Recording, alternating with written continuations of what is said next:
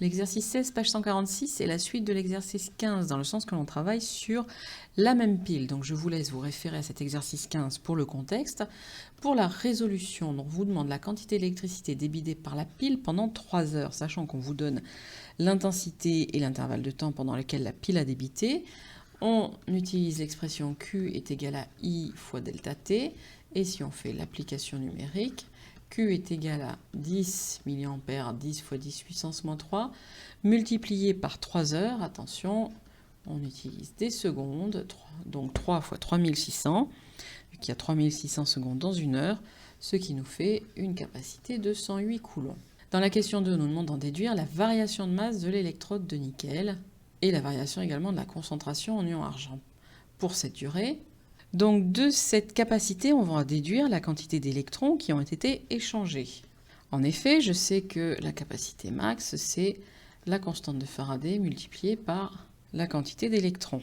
C'est-à-dire que la quantité d'électrons est égale à la capacité max divisée par la constante de Faraday. Alors je peux faire l'application numérique. La quantité d'électrons qui a été échangée, c'est égal à Q max, c'est-à-dire 108, divisé par la constante de Faraday, 965 fois 10 puissance 4, ce qui nous donne 1,12 fois 10 puissance moins 3 mol. Je vais commencer à travailler sur la variation de masse du nickel. Donc pour cela, je vais me servir de ce qui se passe, c'est-à-dire la réaction d'oxydation du nickel pendant le fonctionnement de cette pile.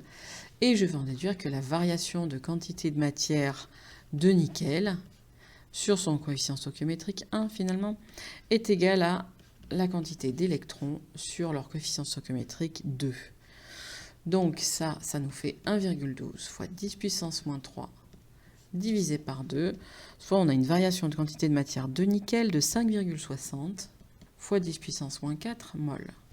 J'en déduis directement la variation de masse de nickel, vu que je sais que une masse, c'est une quantité de matière, donc la variation de quantité de matière de Ni, multipliée par une masse molaire, donc toujours celle du nickel. C'est donc 5,60 fois 10 puissance moins 4 multiplié par 58,7, ce qui fait que la lame de nickel a perdu 32,8 fois 10 puissance moins 3 grammes de matière, 32,8 mg si vous préférez. Je vais faire le même type de travail pour l'argent. Alors je sais qu'il y a une réduction des ions argent qui vont donner de l'argent solide.